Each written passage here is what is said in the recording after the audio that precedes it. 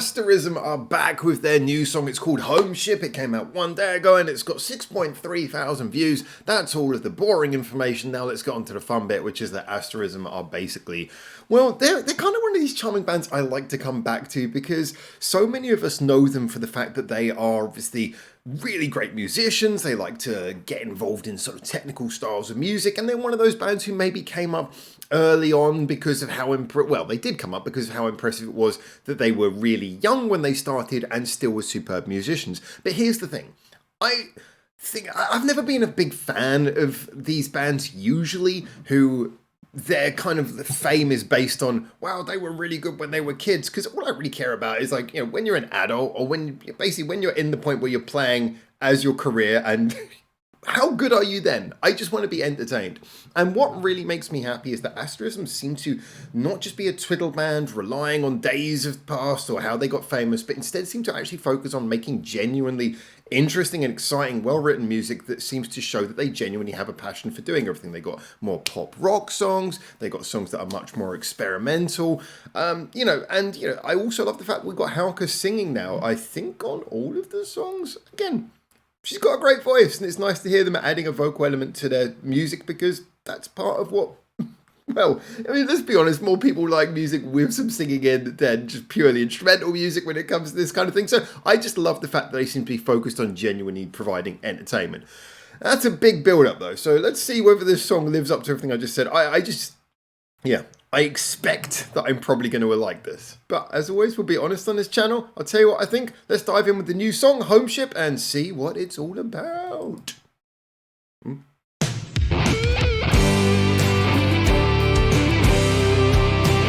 Oh, wow. Did they just time travel back to the 70s?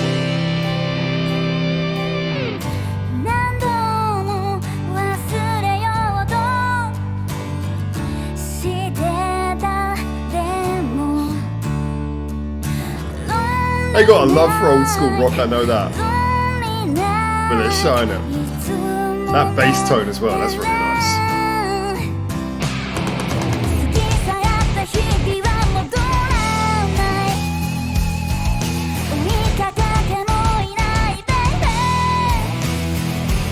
So I love that they're wearing old school outfits, but I can see it says AMD.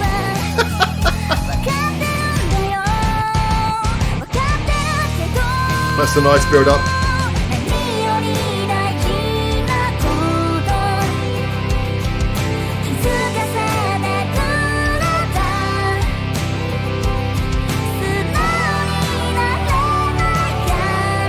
I gotta say, the vocals are a big selling point of this for me at the moment.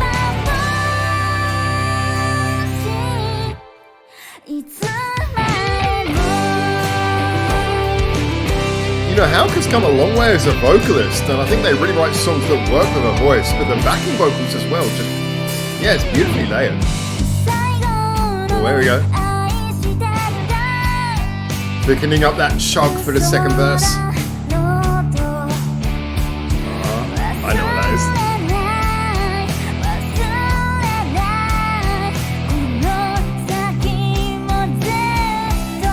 Oh, thank you, Tim.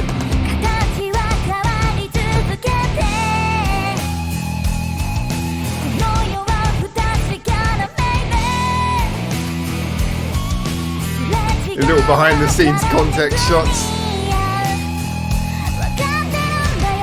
That sort of screaming sound is maybe a little bit much, but it's kind of a nice bit of personality. This chorus is lovely though. So anthemic and yet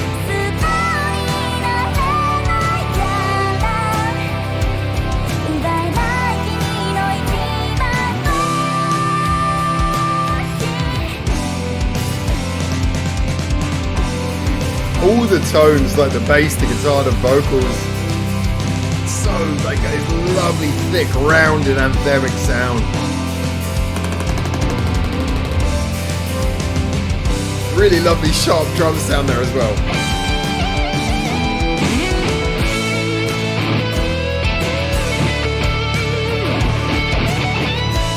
It wouldn't be Asterism without a old school guitar solo, eh?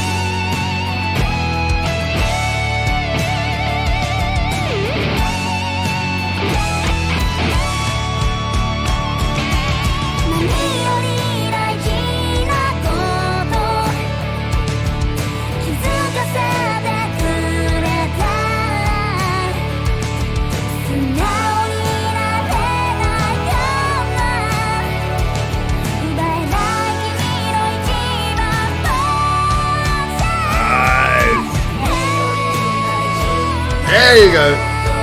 That lead vocal roll out over the top of the backing vocals. Beautiful crescendo.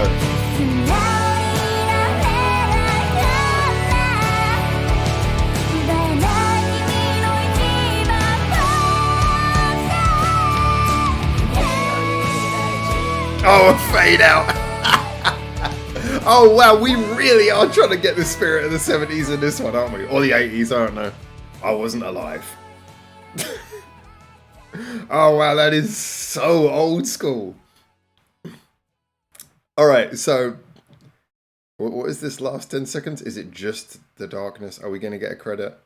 No, that's it. It literally just plays out like that. Okay, cool. Right. I have to sort of say with this one, this fits into a super interesting place for me.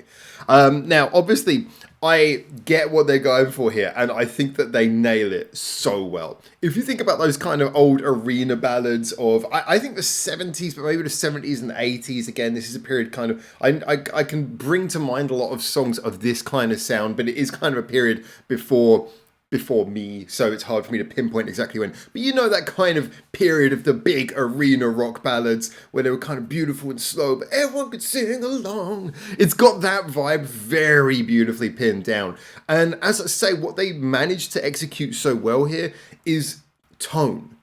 So often we think about Asterism's songs for the technical bits, for like the surprising changes and the left turns and all this kind of crazy stuff. But in this particular song, it's just the crispness of the tone. It's how well Hauke's voice just sounds beautiful over the top of this. How beautifully she sings. I mean, she's got one of those voices, a bit more high register, but it's perfectly utilized here. You still get the emotion and passion. I'm one of those people, I think when people say high-pitched voices mean thin voices, that's just not true.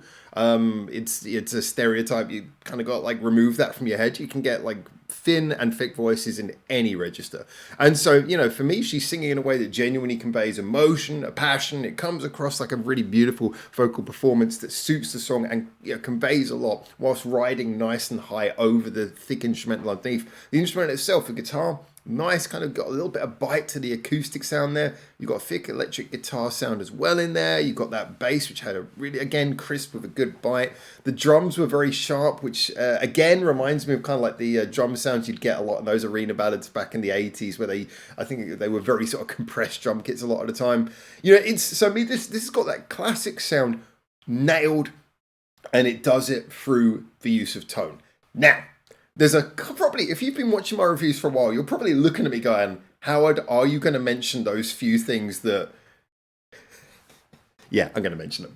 Okay, so there's a couple of things that, for me, are probably reasons why I wouldn't come back to this song hugely, despite really enjoying it. But I've got to say that there's a big caveat. So first I'm going to explain what those are, but then I'm going to stick a big caveat on the end of this.